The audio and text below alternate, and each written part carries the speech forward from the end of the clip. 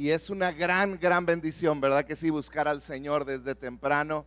Entonces, todavía tenemos mañana y el viernes y luego el lunes volvemos a comenzar toda la semana, así que no te lo pierdas, ¿está bien? Si tienes alguna duda, amoryverdad.mx/devocional, y ahí puedes conectarte, te manda directamente a conectarte. Los primeros 2 días estuvimos teniendo ahí algunas dificultades con algunos, pero te va a ayudar mucho. Y la otra es que en 10 días aproximadamente comenzamos nuestros grupos vida.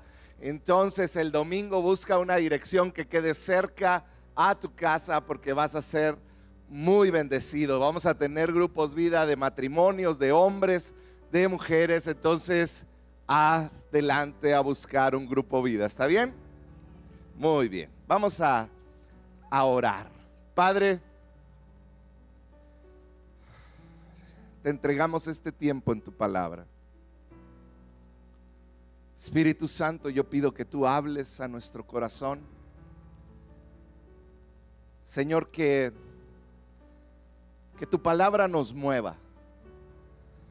Mi oración, y sé que es tu corazón, Señor, es que seamos movidos a acción por tu palabra, con un corazón correcto, Señor. Háblanos esta noche en el nombre de Jesús. Amén y amén. El día de hoy quiero comenzar una miniserie de miércoles, de Midweek, y le puse 365. 365. 365 son los días que hay en un año. 365 implica una unidad en cuanto al año. Y 365 días del año, Dios espera algo de ti y de mí. Y de eso te quiero hablar. De algo que Dios espera de cada uno de nosotros. Y no nomás espera que lo hagamos, espera que lo hagamos con un corazón correcto. Como papá, yo valoro mucho la obediencia. Yo creo que tú también, como papá, como mamá, valoramos mucho cuando nuestros hijos nos obedecen. ¿No es cierto, papás? Los demás no. ¿Sí o no les gusta cuando sus hijos obedecen? ¿Verdad que sí? Es una bendición. Pero lo que más alegra mi corazón es cuando no nomás me obedecen, sino que me alegra más cuando me obedecen con la actitud correcta. Porque hay 2 maneras de hacer las cosas: obligado y en contra de tu voluntad, o alegre y feliz y diciendo, papá, lo hago por ti. ¿Cuántos hijos de esos tenemos, como Beto, que está aquí? Su mamá, Pero ¿verdad que es verdad que nos encanta cuando nuestros hijos nos obedecen con un corazón alegre y una buena actitud? Ahora hay otro lado. Un buen padre es aquel que no solo te dice qué hacer, sino que te muestra primero cómo hacerlo. Un padre es aquel que te muestra, que te enseña. Y esa muestra es una enseñanza que queda para toda la vida. Cuando un papá te dice, hijo, tú no debes de robar, es una buena enseñanza. Híjole, ¿por qué dudaron? A ver, vamos a regresarnos. Cuando un padre te dice, no robes, ¿es una buena enseñanza? Gracias a Dios, dije, me equivoqué de centro penitenciario o algo. Es una buena enseñanza, no robes. Pero si el padre, su hijo, lo agarra robando, de nada sirve una enseñanza cuando no está demostrada. Qué diferente es cuando un padre te dice, hijo, no robes, y encima de eso te enseña, porque Dios te pone oportunidades para practicar lo que enseñas. ¿Cierto o falso? y tú le pones en práctica delante de tus hijos lo que les has dicho con tu boca. Ahora, robar es muy extremo, pero ¿qué si le enseñas a tu hijo, hijo, respeta a las mujeres? ¿Es una buena enseñanza? Es una excelente enseñanza. Háblale bien a las mujeres, no te desesperes, no grites. Trátalas como un vaso más frágil. Pero luego le dices y luego maltratas a tu esposa, como que no cuadra. Porque una enseñanza de un buen padre va acompañada del ejemplo, de evidencias de cómo se hace. En otras palabras, una enseñanza que la precede un buen ejemplo es algo que queda impregnado en cualquier hijo, ¿cierto o falso? Entonces, qué importante es tanto enseñar como demostrar con el ejemplo lo que estamos enseñando. Y eso fue precisamente lo que hizo Jesús en la tierra. Por 33 años nos mostró cómo actuar, qué actitudes son las correctas, nos mostró el valor de las palabras tiernas y amorosas, nos mostró el valor de la paciencia, nos mostró el valor de las palabras con autoridad, nos mostró el valor de cómo ser hombres y mujeres que dejan un legado. 33 años Jesús se dedicó a esto. Al final de su ministerio, van a decir que estoy mal, pero necesito ponerme aire, Al final de sus ministerios, Jesús a sus 33 años murió en una cruz, resucitó, y cuando Él se levantó de los muertos, dice que por un tiempo caminó entre nosotros, resucitado. Pero llegamos al final de los evangelios que nos relatan la ascensión de Jesús, cuando Él se fue. Y las últimas palabras de Jesús antes de ser levantado en las nubes son claves para nosotros como sus seguidores, que llevamos el legado de Jesús a las siguientes generaciones. Lo conocemos como la Gran Comisión. Y la Gran Comisión es lo que Jesús espera de nosotros 365 días de este 2023. Jesús no solo dijo, vayan y prediquen el evangelio, vayan y hagan discípulos, dice Mateo. Marcos dice, vayan por todo el mundo y prediquen el evangelio. Jesús no solo lo dijo, sino que durante sus 33 años de vida nos dejó evidencia de cómo hacerlo. Porque podemos ir y predicar el evangelio todos los días, pero predicarlo con una mala actitud y el resultado no va a ser el mismo.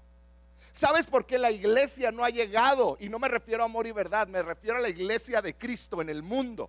¿Por qué no ha llegado a tener la autoridad y la influencia que debe de tener? Porque hemos tomado la Gran Comisión y la hemos aplicado como nosotros queremos.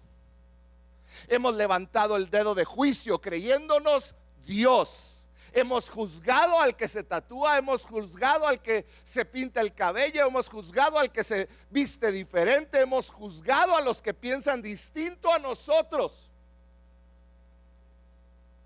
Y lejos de construir, no hemos seguido el ejemplo de Jesús.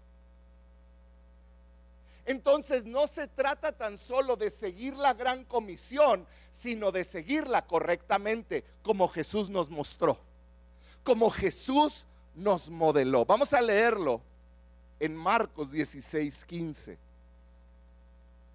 Dice así: y les dijo, id por todo el mundo y predicad el evangelio a toda criatura.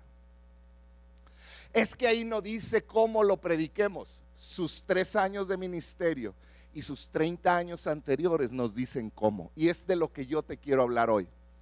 Hoy la predicación se llama el corazón de la Gran Comisión. Porque tenemos un compromiso 365 días del año, llevar esta palabra, id por el mundo, id a tu trabajo, id a donde quiera que tú vas en la ruta, sentado en un escritorio, sentado en una oficina, sentado en una escuela. Nuestra tarea no es aprender todo lo que podamos, debemos de, pero nuestra tarea principal, dejada por nuestro Creador y Salvador, es ir y predicar el Evangelio. Debemos de hacerlo de la manera correcta. Fíjate, predicar, esa palabra que aparece aquí en Marcos 16:15, es la palabra en hebreos kerusó. Kerusó quiere decir proclamar, quiere decir hablar con tu boca, pero también quiere decir mostrar. En otras palabras, Jesús está diciendo, háblala, pero también muéstrala. Muestra el amor de Dios, muestra qué cosa, el Evangelio a las personas. Como seguidores de Jesús, tenemos no solo la responsabilidad de predicar el Evangelio, tenemos la responsabilidad de predicarlo y de mostrarlo como Jesús lo predicó y lo mostró. Y cuando Él lo predicó y lo mostró, las multitudes lo seguían. Tenemos esa responsabilidad como iglesia, como individuos, como familias.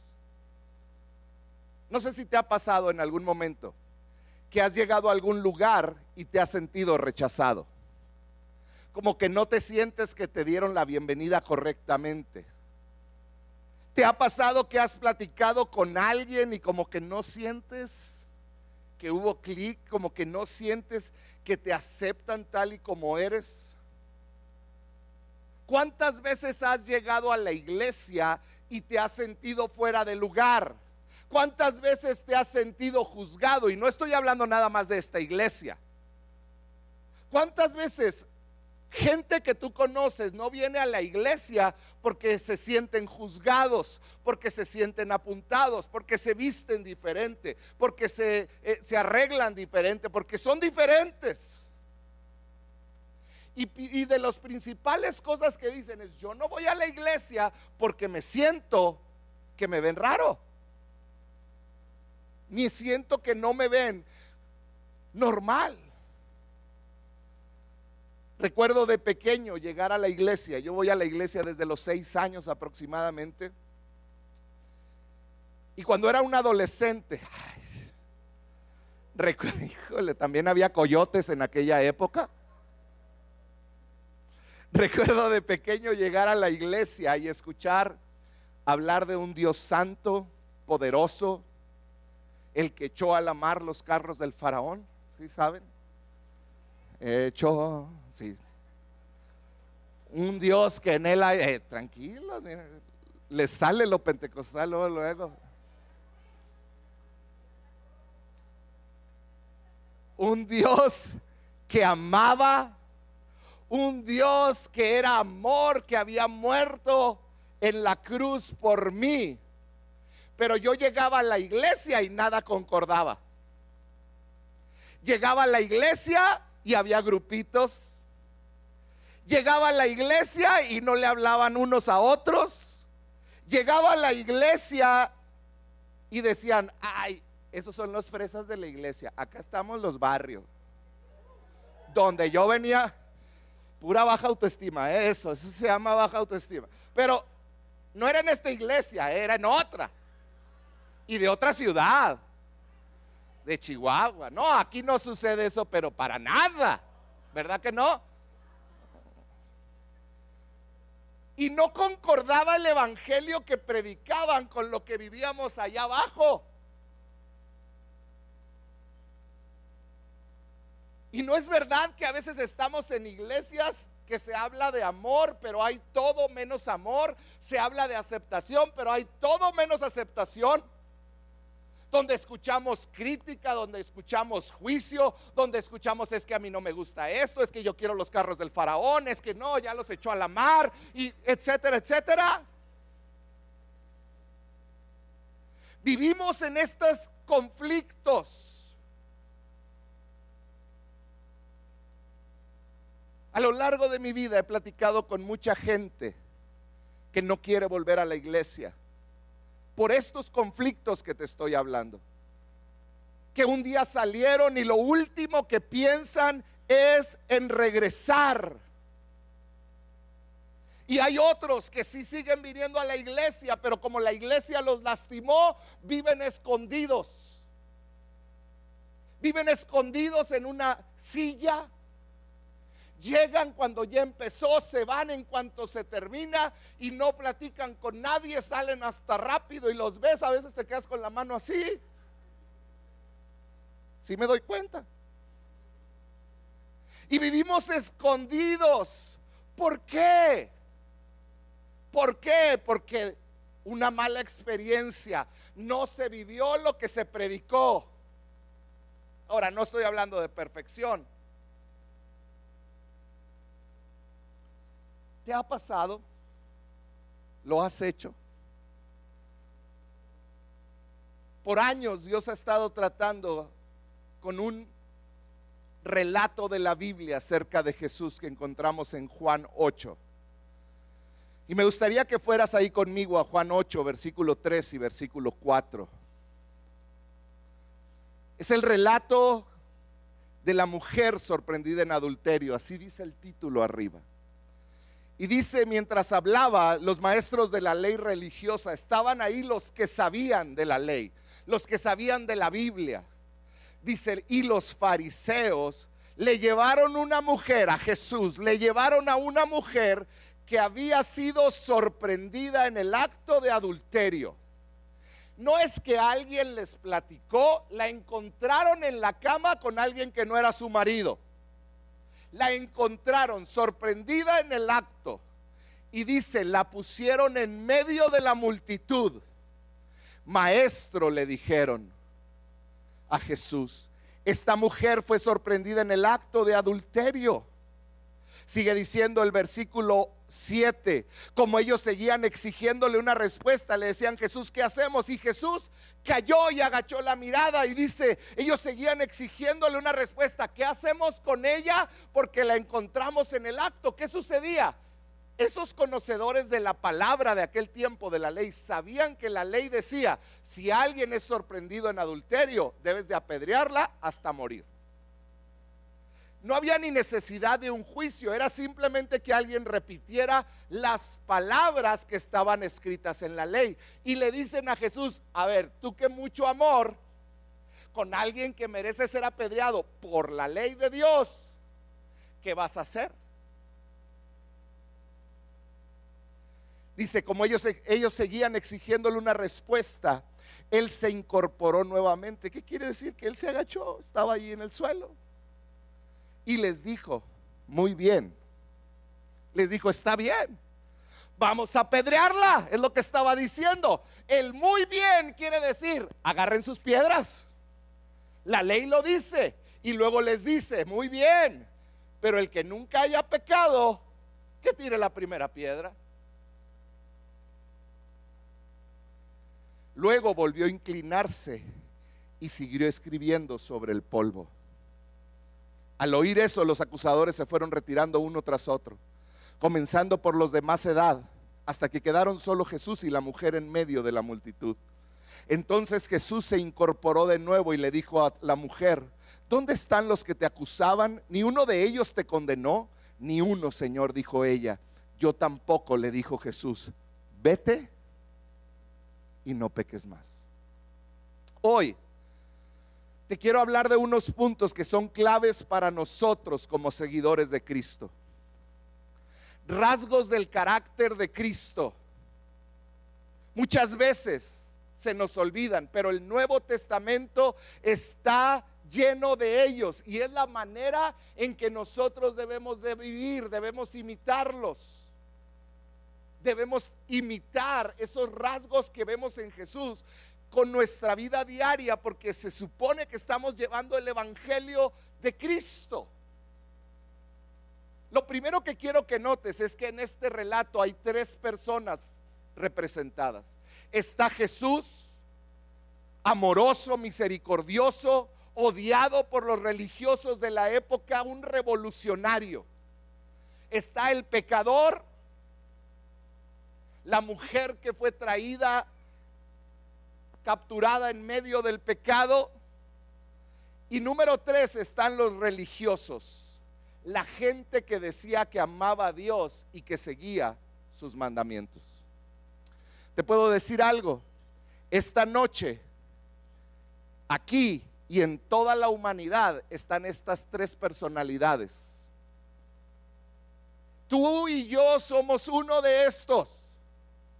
Somos ya sea el pecador o somos el religioso. Y Jesús siempre está ahí. Somos un pecador o un religioso. Somos alguien misericordioso o alguien que levanta juicio, o somos el que está pecando. ¿Sabías que tú diariamente eliges ser como Jesús o eliges ser como el religioso? Y en momentos de nuestra vida somos el pecador. Aquí estamos representados los 3. Fue traída esta mujer sorprendida, pecando por los maestros de la ley. Gente devota a Dios, gente devota a la iglesia. Trataron de arrinconar a Jesús. Ellos, muchos creen que maquinaron esto. Le mandaron un hombre a esa hora, fueron por ella. ¿Para qué? Para que Jesús no supiera qué decir, fuera en contra de la ley. La mujer debería de haber sido apedreada. Pero yo me encuentro con un Jesús increíble, con un espíritu de defensor. El espíritu de un defensor, lento para hablar, lento para juzgar. Lo que vemos es un Jesús que no juzgó en cuanto vio el pecado, que no habló. Vemos un Jesús distinto. Yo tengo que reconocer que ha habido ocasiones en mi vida, en mi pastorado, que no he sido como Jesús, que he sido rápido para juzgar, que he sido rápido para hablar.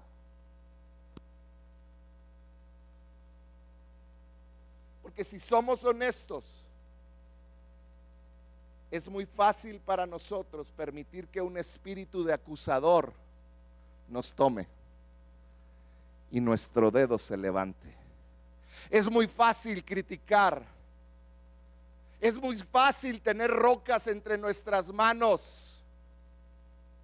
Es tan fácil decir, pues no, que muy cristiano. Y eso que recoge la ofrenda. Y eso que está en la puerta abriéndonos.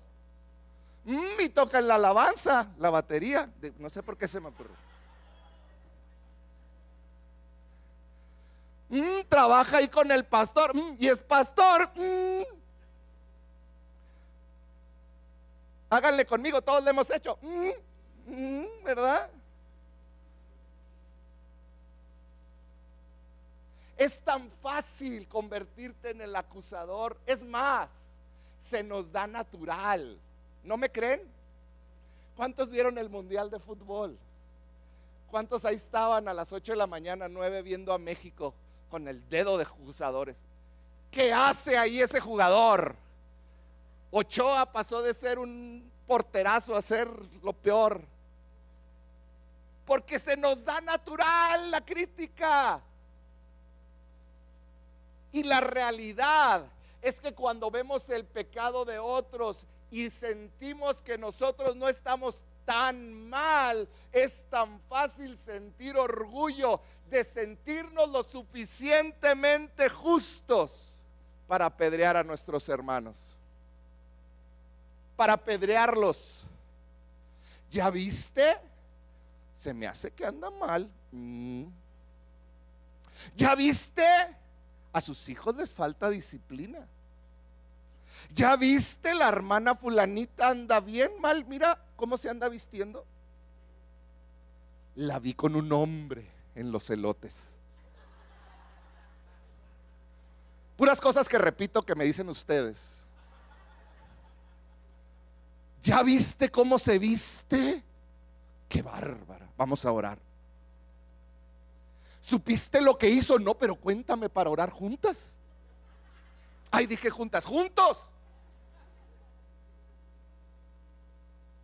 Es tan fácil levantarnos como justos en medio de la congregación y sentirnos con la autoridad para juzgar a nuestros hermanos, sentirnos con la autoridad para juzgar a nuestros pastores, sentirnos con la autoridad para juzgar a nuestros vecinos, a nuestros enemigos, a nuestro gobierno. Es tan fácil sentarnos y sentirnos que estamos en el trono del juez y apuntar con nuestra mano y decir: ¡qué bárbaros!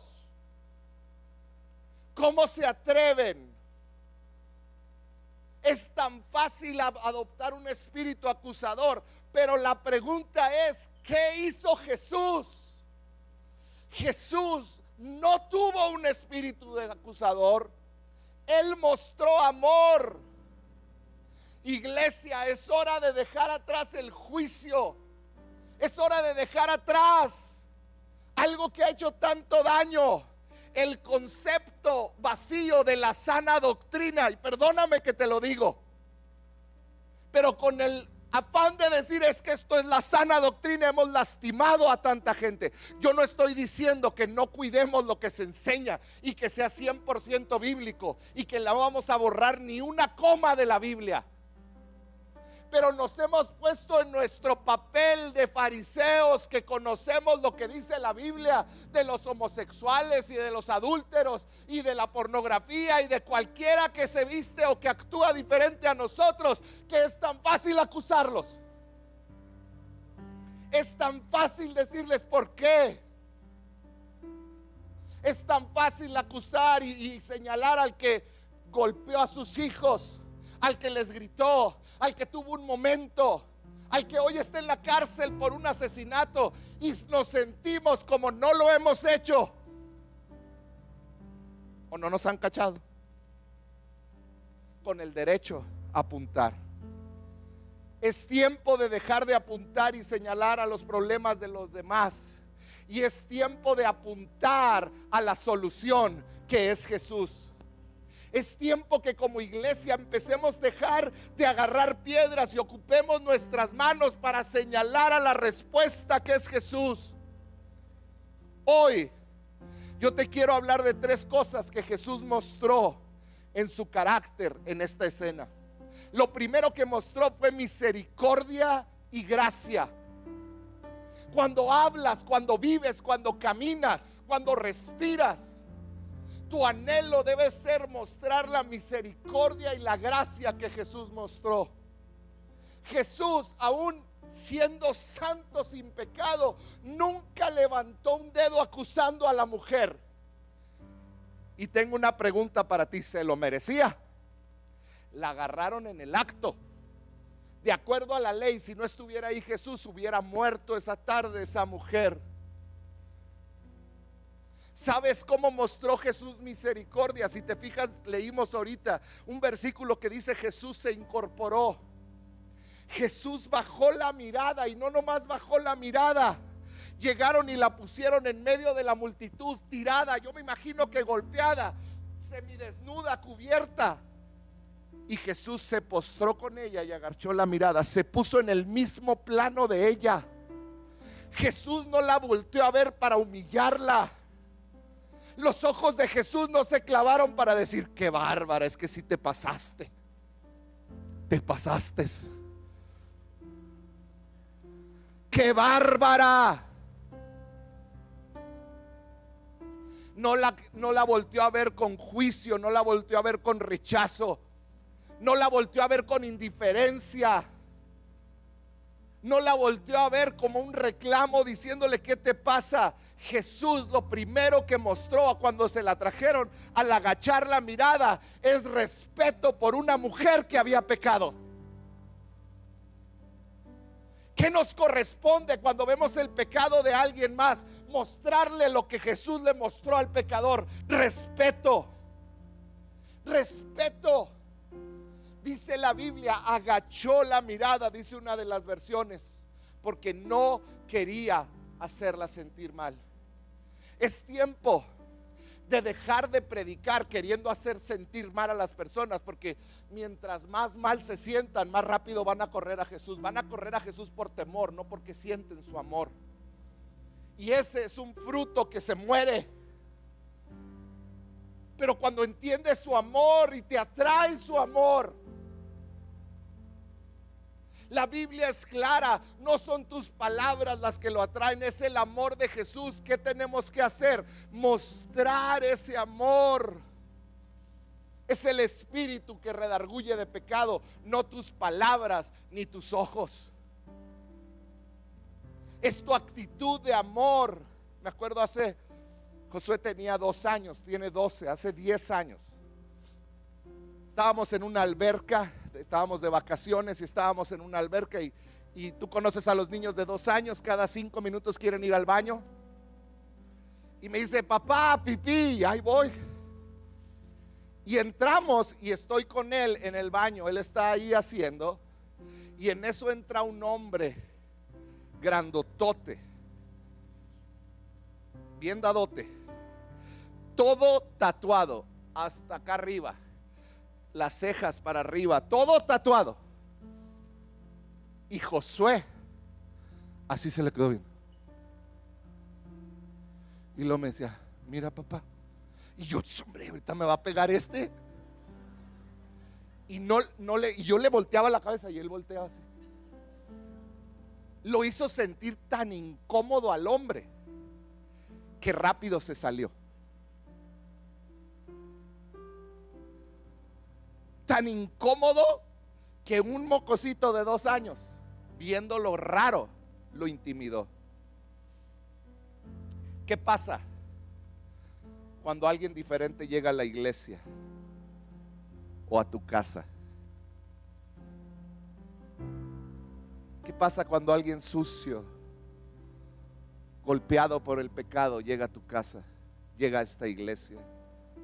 ¿Cómo lo vamos a recibir? ¿Cómo lo vamos a recibir? ¿Cuál va a ser nuestra mirada, nuestra postura física? ¿Será que esta iglesia es lo suficientemente grande para recibir a todos? ¿Será que tu casa es suficientemente grande en gracia y misericordia como para recibir a todos? ¿Será que tu vida es lo suficientemente grande para hacerte amigo algún del que es diferente a ti en todos los aspectos? El que es homosexual, la que es lesbiana, no estoy hablando de aceptar su manera de vivir, estoy hablando de amar a la persona que Jesús creó y que está viviendo en pecado, pero que por más que tú se lo repitas, no lo vas a cambiar. Es el Espíritu Santo, a ti te toca amarlo y hablar la verdad en amor, dice la Biblia. Así nos llamamos, amor y verdad. Pero sabes, a veces nos paramos arrogantes y orgullosos, con rocas en nuestras manos, listos para apedrear a aquel que se ha equivocado, a la que hizo lo malo, al que la regó, al que se divorció, a la que se divorció. Es tiempo, iglesia, de dejar de ser acusadores y ser defensores, ser como Jesús. Lo segundo, Jesús no solo mostró misericordia y gracia, Él mostró amor incondicional por el pecador. En otras palabras, Él puso a todos en el mismo plano.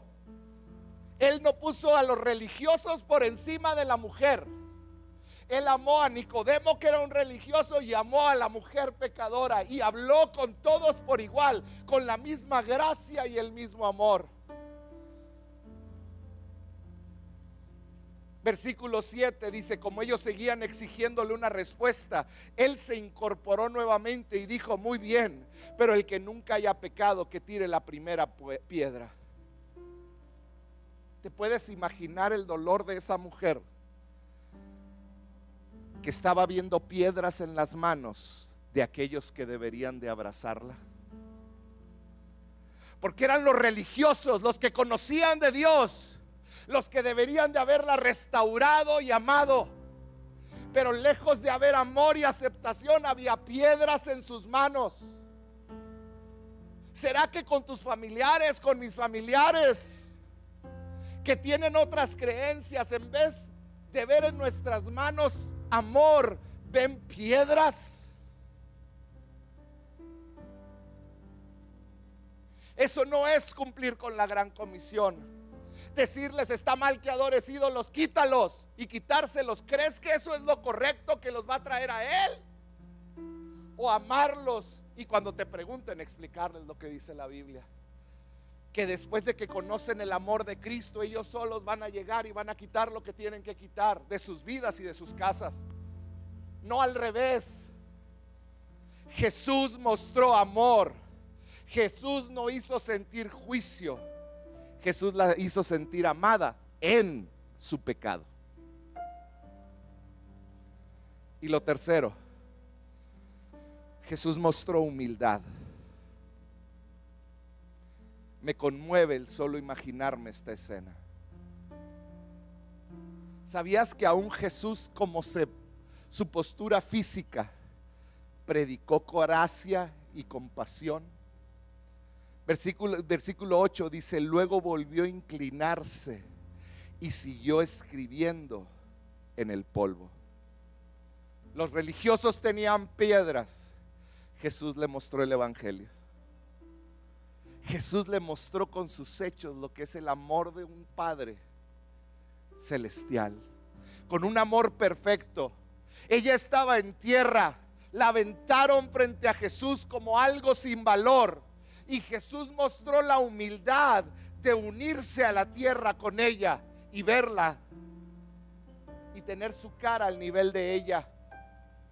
Que seamos una iglesia que es humilde, que estamos en la tierra con los quebrantados, con los necesitados, con los que no tienen esperanza. Que seamos una iglesia que corre al que está necesitado. Que seamos esa iglesia que lleva la gran comisión de manera correcta.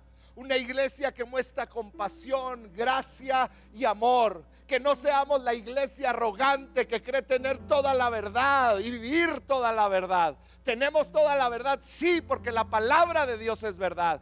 ¿Vivimos toda la verdad? La verdad es que cuando lleguemos allá nos equivocamos, y entender eso nos va a permitir amar a otros de manera correcta. Quiero terminar con los últimos versículos de esta historia. Dice: al oír esto,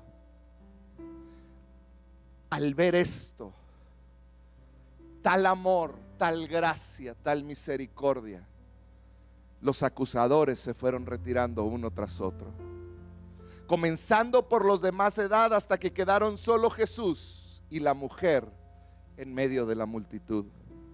Entonces Jesús se incorporó de nuevo y le dijo a la mujer: ¿dónde están los que te acusaban?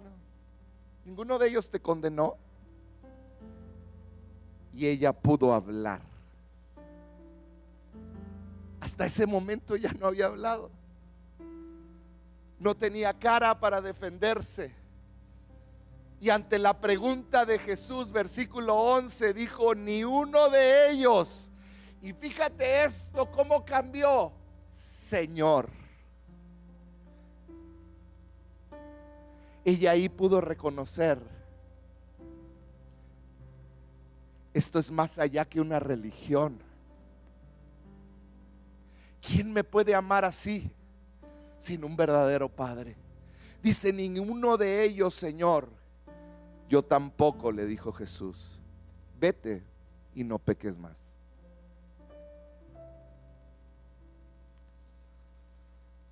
Para ese momento, esa mujer debería estar muriendo, pero en vez de muerte encontró vida. Qué responsabilidad tan grande tenemos, porque tú y yo diariamente nos topamos con hombres y mujeres que viven en la misma condición de ella. Y todos los días tú y yo tenemos la opción de ser como Jesús o ser como los religiosos. Y estoy seguro que si me voy uno por uno, cada uno de ustedes tiene una experiencia con alguien que cuando tú estabas en pecado fue como los religiosos y te lastimaron y te costó a lo mejor alejarte del Señor por tiempo. Pero yo también sé que muchos de ustedes han tenido experiencia con hombres y mujeres que han sido como Jesús y que en medio de tu cochinero te han abrazado con el cochinero encima. A mí lo hicieron. Y por eso hoy puedo estar aquí. Qué responsabilidad tan grande tenemos, iglesia. Porque es la gracia la que libra al pecador del pecado. No es el juicio, no es el apuntarlos, no es el verlos diferente, no es el legalismo, no son las reglas, no son las tradiciones, no es la manera de vestir, no es la manera de pintarse, no es la manera de nada más. Es la cruz, es su gracia. Hoy yo quiero hacer dos cosas y con esto termino. Si a ti te han maltratado y eso te costó alejarte de Dios, si a ti te han maltratado y te costó y te ha costado aún permanecer, yo quiero pedirte perdón a nombre de la iglesia. Sé que yo mismo lo he hecho, sé que yo mismo me he equivocado, pero sabes, tenemos la oportunidad de volver a construir. Si a ti te han lastimado, yo quiero decirte, hay esperanza. Dios te ama. Somos cristianos que estamos aprendiendo, pero en amor y verdad yo quiero que esta palabra la abracemos. 365 días del año tenemos que llevar la gran comisión, pero tenemos que llevarla de una manera correcta. Tenemos que amar con gracia, con favor. Y sabes, para cada uno de nosotros es una buena oportunidad de arrepentirnos si hemos sido aquellos como los fariseos. Y es tiempo de decirle: Señor, yo quiero ser como tú. Es tiempo de 365 días del año llevar la gran comisión de la manera correcta. ¿Por qué no cierras los ojos un momento? Y ahí donde estás, ¿por qué no le dices ahí en tus propias palabras: Señor, ayúdame a reflejarte a ti? Ayúdame a reflejar tu nombre. Señor, yo sé que muchos de los que estamos aquí nos hemos equivocado. Hemos actuado mal en ocasiones. Pero Espíritu Santo, yo pido que el día de hoy este ejemplo en tu palabra nos ayude a cambiar, nos recuerde cómo tenemos que ser, cómo tenemos que actuar como hijos tuyos, Señor. El amor que tenemos que reflejar de un Padre perfecto. Espíritu Santo, ayúdanos a hacer esa iglesia. Ayúdanos a hacer una iglesia que derrama gracia, favor, misericordia. Ayúdanos a ser una iglesia que ama incondicionalmente, que es humilde, Señor. Ayúdanos a ser como tú y a llevar el mensaje de salvación a nuestra ciudad, Padre. Ayúdanos a llevar este mensaje puro a los demás, Padre. En el nombre de Jesús.